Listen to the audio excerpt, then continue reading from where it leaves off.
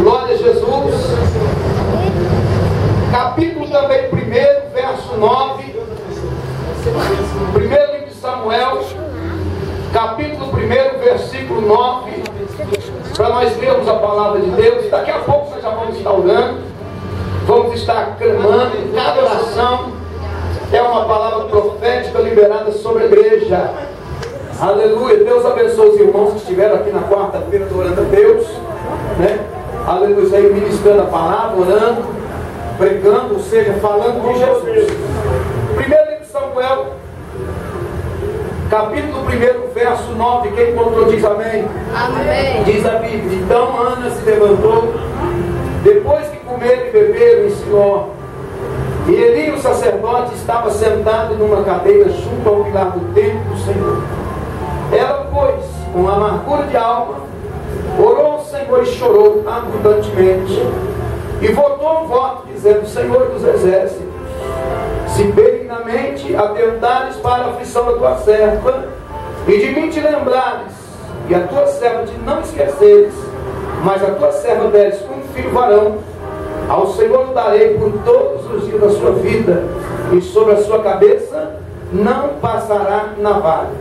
Aleluia. E sucedeu que, perseverando ela em orar perante o Senhor, Eli fez atenção à sua boca, porquanto Ana no seu coração falava, e só se moviam os seus lábios, porém não se ouvia a sua voz, pelo que Eli a teve por embriagada. E disse-lhe Eli: até quando estarás tu embriagado? Aparta-te do teu vinho. Porém Ana respondeu e disse: não, Senhor Deus, eu sou uma mulher atribulada de espírito, nem vinho nem bebida forte tenho bebido, porém tenho derramado a minha alma perante o Senhor.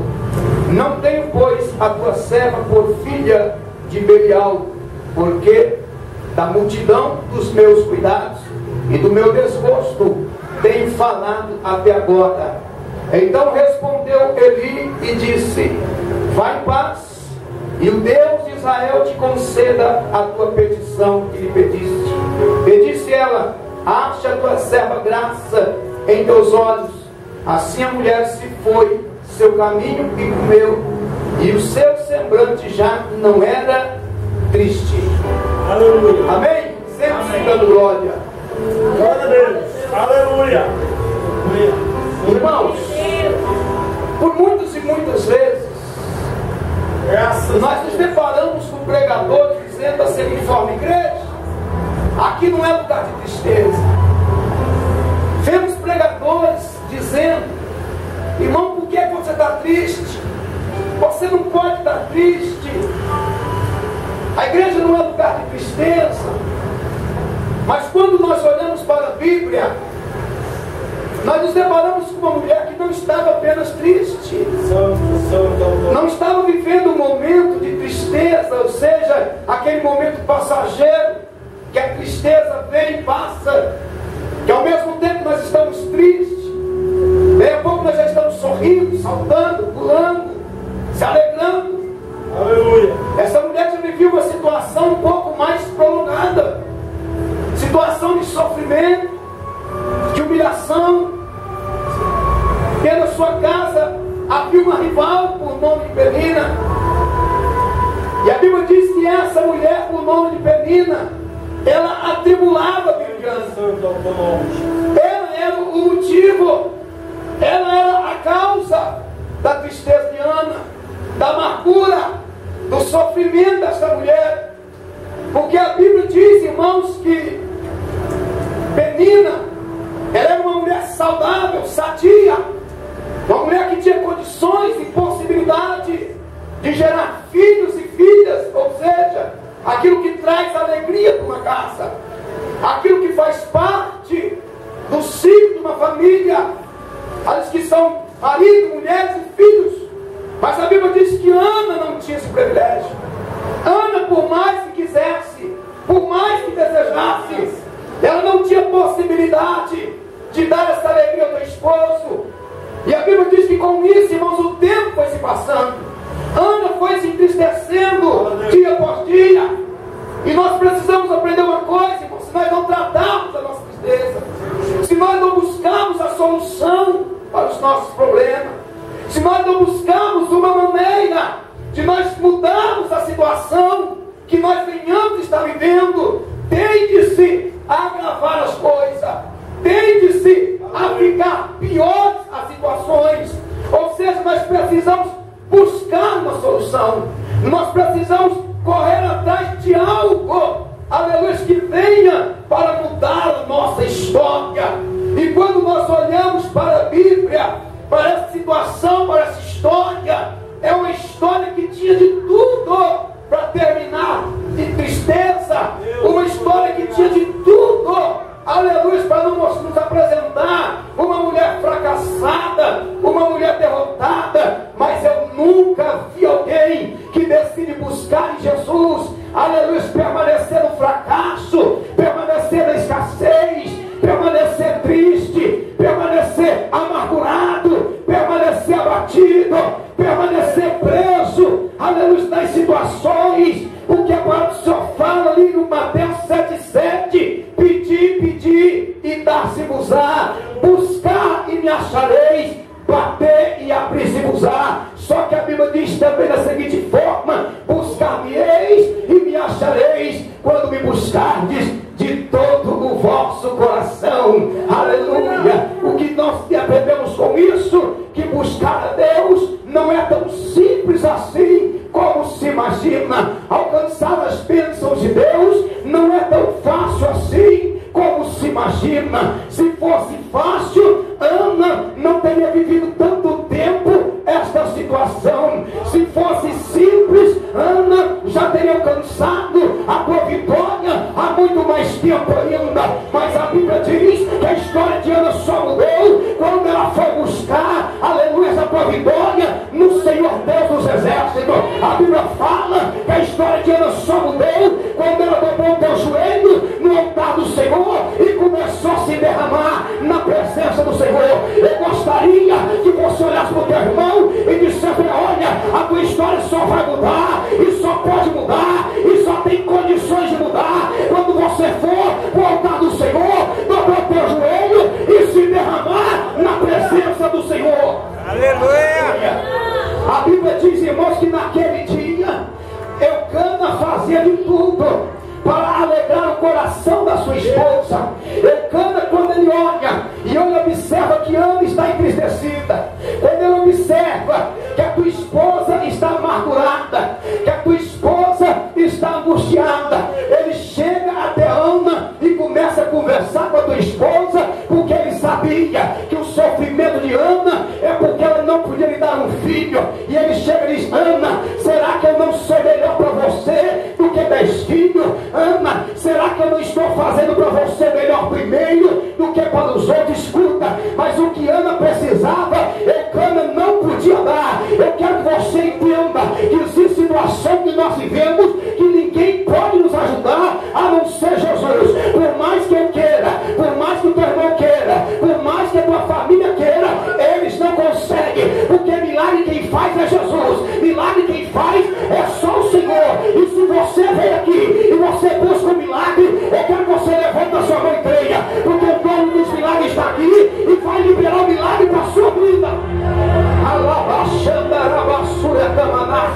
Aleluia, a Bíblia diz que Ana ela entra no templo. Aleluia, Ana não conversa com o sacerdote ali, porque o sacerdote ali não poderia ajudar aquela mulher. Ou seja, o que ela precisava não vinha da mão do sacerdote. Escute, nem sempre o que você precisa está na mão do pastor da igreja. Nem sempre o que você precisa vem da sociedade, vem da família ou vem das autoridades. Existe no mínimo 90% de coisas que nós precisamos para a nossa vida, que é só Jesus Cristo que pode nos dar. Se você quer paz, o mundo não pode dar, mas Jesus pode.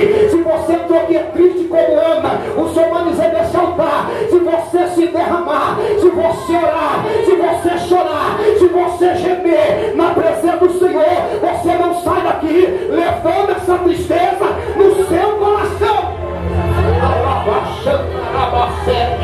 Aleluia. Se existe uma coisa que arrebenta com a pessoa, é essa tal de tristeza. Quando nós estamos tristes, não tem lugar bom, não tem culto bom,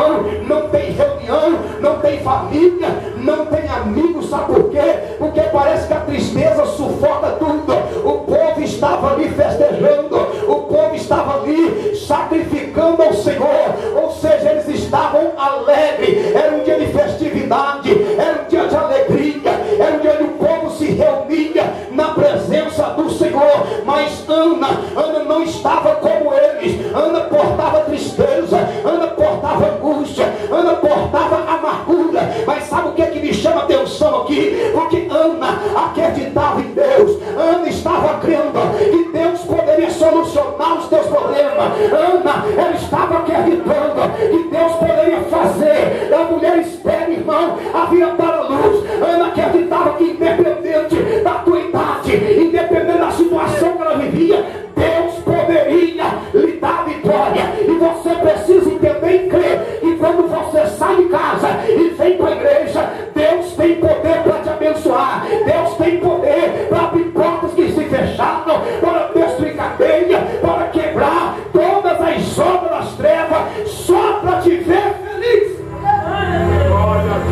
Se nós não crermos assim, nós jamais vamos alcançar êxito na nossa estada na casa de Deus.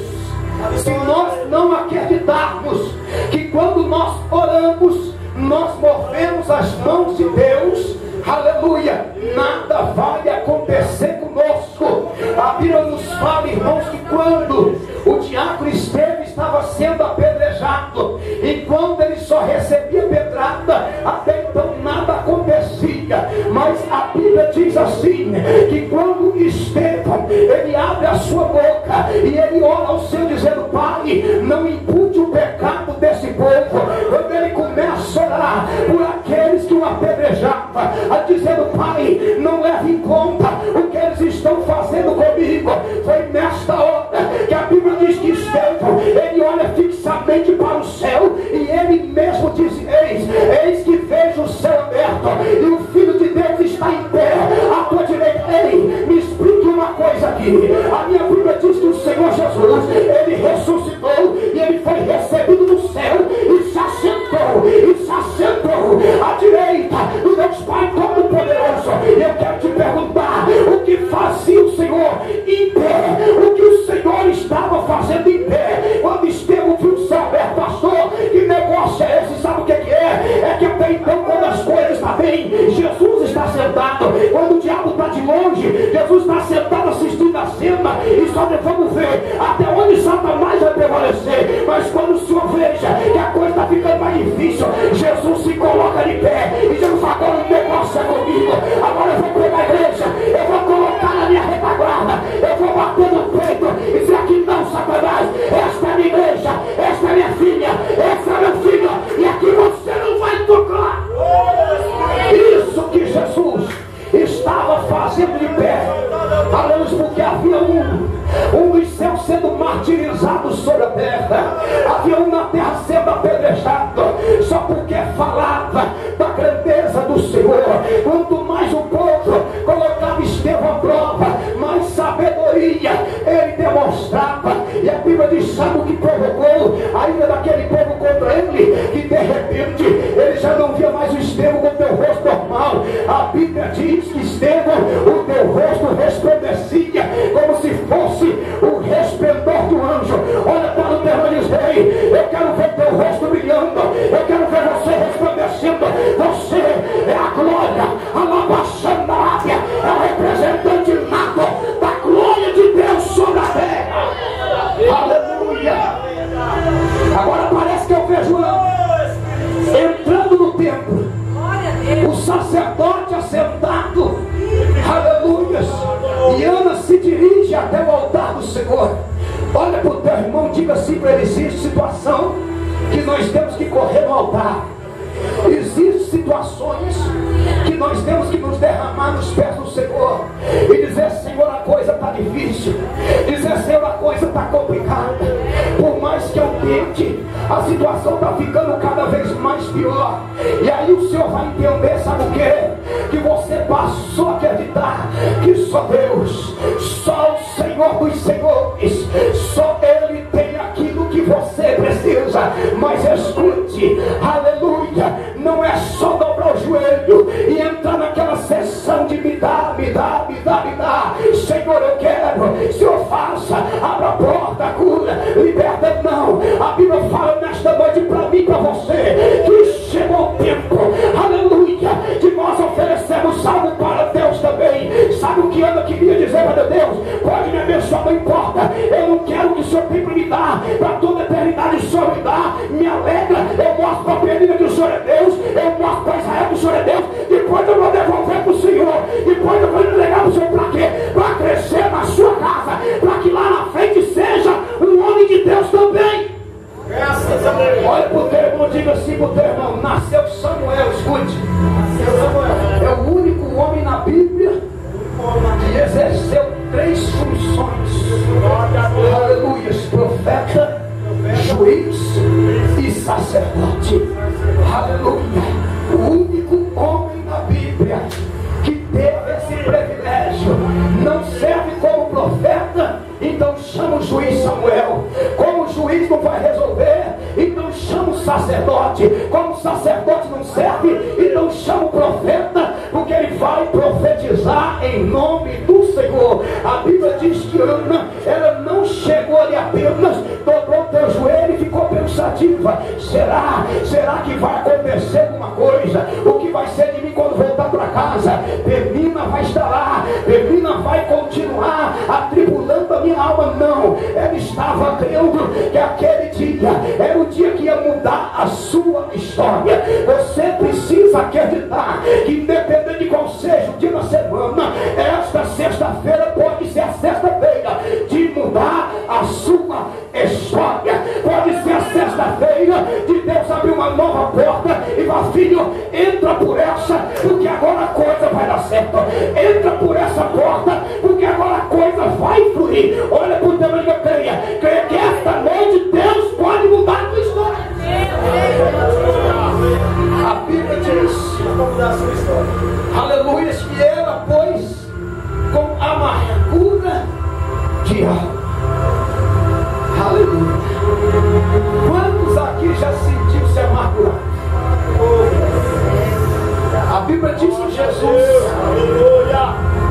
lá na oração no Getsemane, a Bíblia diz que a sua alma amargurou-se até a morte, ou seja, ele sentiu a morte. Aleluia. E a Bíblia diz que como Jesus se amargurou, a Bíblia diz que ele orava intensamente. Ele orava mais daquilo que ele estava de costume orar. E Ana estava nessa situação triste, amargurada, angustiada. E o pior de tudo, que Ana sabia, que o homem não podia fazer nada por ela. Não tinha medicina com condições suficientes para reverter a situação daquela mulher. Por quê? Porque Ana, aleluia, já não tinha mais o vigor que você tem. Ana já não tinha mais, aleluia, a força que você tem, a disposição que você tem. Ana já era uma mulher madura. Ana já estava cansada da vida. Ana já estava cansada de sofrimento. Escute, me admiro muito quando a pessoa me procura e fala: pastor, eu não aguento mais sofrer. Por que é que não entrega a vida para Jesus? Pastor, eu já não suporto mais as coisas dando errada. Por que é que então não vai para o Salmo 37, verso 5? Entrega o teu caminho ao Senhor, confia nele, porque tudo ele fará. Ei, se você não aguenta mais o sofrimento, entrega para Jesus. Se você não suporta mais a tristeza, a angústia, se lança nos pés do Senhor, entrega a vida para Jesus e deixa ele cuidar da sua história. Sabe por que que Ana não buscaram antes? Porque até então ela suportava sozinha. Sabe por que Ana não buscou antes? Porque até então ela aguentou com as suas próprias forças. Olha para o teu irmão e diga: se as suas forças mais cedo ou mais tarde acabam. O seu vigor, com o passar dos dias, vai-se embora. Eclesiastes fala: lembra-te do teu Criador nos dias da tua mocidade, antes que venham os maus dias, o qual tu dirás: não tenho mais neles contentamento. Aleluia. Por isso que a Bíblia diz: buscai o Senhor enquanto se pode achar, invocai enquanto está perto. Ana tinha tudo para se acomodar, e dizer: deixa Ana, deixa que Penina zombe o tanto que quiser zombar. Eu já estou com a idade avançada mesmo. Daqui a pouco eu tomo a carcaça. E Penina fica aí com Eucana, feliz da vida. Aleluia. Mas uma pessoa determinada, irmãos, não morre no fracasso. Escute aqui e guarde no seu coração. Uma pessoa disposta a vencer na vida, aleluia, ele não fica lhe deixando a água bater e levar para lá e levar para cá. A Bíblia diz que Ana foi lá no altar, amargurada, triste. E a Bíblia diz então que Ana, ela orou, Senhor. Antes que Ana chorasse, a Bíblia diz que ela orou primeiro. Não adianta, irmãos, nós reganhar a boca no mundo e não orar. Não adianta nós vivermos lastimando nos quatro cantos da cidade, que a coisa não dá, a coisa está difícil. Porque a única coisa que nós vamos conseguir é causar escândalo. E o povo indo olhar, bater dentro e dizer: escuta, que Deus é esse que você está servindo? Olha a situação que você está vivendo. Aleluia. Olha para o teu irmão, diga assim: teu talvez ele não sabe. Ele fala assim: sabe quando que Deus virou o cativeiro de Jó? A Bíblia diz que é quando Jó orava pelos teus amigos. Aleluia. Aleluia. Quando Jó decide orar pelos teus amigos, a Bíblia diz então que Deus começa a virar o cativeiro de Jó. Aleluia. Deus começa a restaurar a vida de Jó. E não foi como um passe de mágica. Não foi aquela luta que veio como se fosse um vento, bate, vai embora. Foi uma luta prolongada. Foi uma prova larga. Foi perdendo hoje, perdendo amanhã. Notícia ruim hoje, notícia ruim amanhã. E assim foi a decadência de Jó. Assim foi a prova do grande homem Jó. Aleluia. E sabe por que Jó venceu? Só porque ele era o servo de Deus? Não. A Bíblia diz que Jó, ele era um homem que se destacava na terra de Uz. Jó é um homem que conseguiu fazer a diferença no meio de um povo pecaminoso, no meio de uma terra de idolatria. A Bíblia diz que havia um homem cujo nome era Jó, que fazia a diferença. Aleluia! Graças a Deus. Havia um homem ali, irmãos, na terra de Uz, que deu ousadia para Deus, meteu o dedo na cara de Satanás. E se você tem observado o meu servo Jó lá na terra de Uz, um homem diferenciado, um homem que o povo peca, mas ele permanece na sua posição, um homem que o povo vai para a idolatria, mas ele permanece fiel ao único Deus, um homem que o povo todo se corrompe, mas ele permanece, aleluia, fiel. Graças a Deus. Ou seja, um homem que faz a diferença.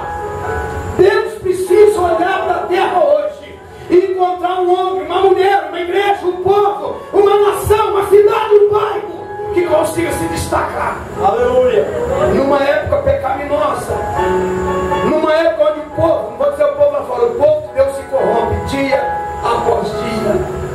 Deus precisa olhar para o abençoe meu servo, porque ele ainda consegue se destacar. Aleluia. Numa época difícil, numa geração pecaminosa, ele está se destacando. Isso levou Jó a obter vitória e servir de exemplo para mim, de exemplo para você. Ana vai ao altar, chega lá e ora o Senhor e chora na presença de Deus. E começa a falar para Deus: Senhor, se o Senhor atentares para a aflição da tua serva. Aleluia. O que é que Ana fez ali? Ana votou ao Senhor. Quantos aqui tem feito voto com Deus? Dá um sinal para a sua mão. Você já estudou sobre, aleluia, a seriedade que é fazer um voto para com Deus? Aleluia. Você sabe o que a Bíblia fala sobre votar? Que se for para votar e não cumprir, melhor que não vote. Porque Deus é fiel para cumprir a sua palavra. Se nós votar, Deus nos abençoa e nós temos que cumprir com o nosso voto. Aleluia. Não foi fácil para Ana. ter um filho, de repente eu vejo Ana abraçada a uma criança. Voltando ao templo, mostrava um sacerdote e ele dizendo: olha, aquele dia que eu orava, chorava. O Senhor não me entendeu. O Senhor achou que eu havia me desviado da presença de Deus. O Senhor deduziu que eu estava embriagada, que eu havia bebido vinho ou bebida forte. Mas por esta criança orava eu naquele dia. Aleluia! Por esse milagre aqui, eu estava me derramando na presença do Senhor aquele dia aqui. Aleluia! Aleluia! E a Bíblia diz que Samuel ele cresce juntamente com Ana. Mas quando chega o tempo determinado do voto, a Bíblia diz que Ana pega Samuel e vai devolver para o Senhor como havia votado. Aleluia! E chega lá e entrega os cuidados do sacerdote Eli. E aquele menino cresce no templo, aprendendo com o Senhor. Aleluia! Aprendendo a ser profeta, aprendendo a ser homem de Deus. Escute, eu disse algo que vou repetir. Se ele soubesse o que iria acontecer por intermédio daquele o qual ele estava ensinando, ele teria ensinado tudo errado. Mas ele ensinou certinho. Aleluia! Quando Deus começou a chamar por Samuel, que a voz de Deus soava, porque a Bíblia diz que naquele tempo era muito raro a palavra do Senhor. Naquele tempo não era como hoje, que se eu transferir o microfone ao missionário, Deus toma a boca dele e fala contigo. Se nós sairmos fora, Deus vai lá e fala com o povo. Aleluia! Deus fala agora, fala daqui a pouco, está falando em todas as igrejas ao mesmo tempo. Mas a Bíblia diz que naquela época era muito rara a palavra de Deus. Deus não falava de qualquer jeito. Deus não falava de qualquer maneira. Deus não falava em qualquer lugar. E a Bíblia diz que ambos já haviam se deitado para descansar. E quando se deita para descansar, para-se o quê? Silêncio. Hoje não. Hoje você deita para descansar, tem aquele negocinho de subiando, né? É o tal do mal de Alzheimer. Fica subiando. Quando não é o computador, quando chega a mensagem, então, mas naquela época o silêncio paga. E naquele silêncio soa uma voz. Não era de Samuel, a voz não era do sacerdote Eli, e a voz chamava por quem? Samuel. E Samuel, achando que era o seu tutor, Samuel corre até o sacerdote e fala: Senhor, o Senhor me chamou? E ele dizia: eu não te chamei não, volta a te deitar. Samuel voltava, deitava e Deus chamava pela terceira vez. É nessa hora que, se ele soubesse o que estava para acontecer, ele falou: o negócio é o seguinte, Samuel, você está cansado? Você deve ter corrido demais para lá e para cá no tempo. Você está ouvindo coisa, não tem voz nenhuma te chamando, é coisa da sua cabeça. Aleluia. Mas como ele não sabia, sabe por quê? Porque Deus é Deus de mistério.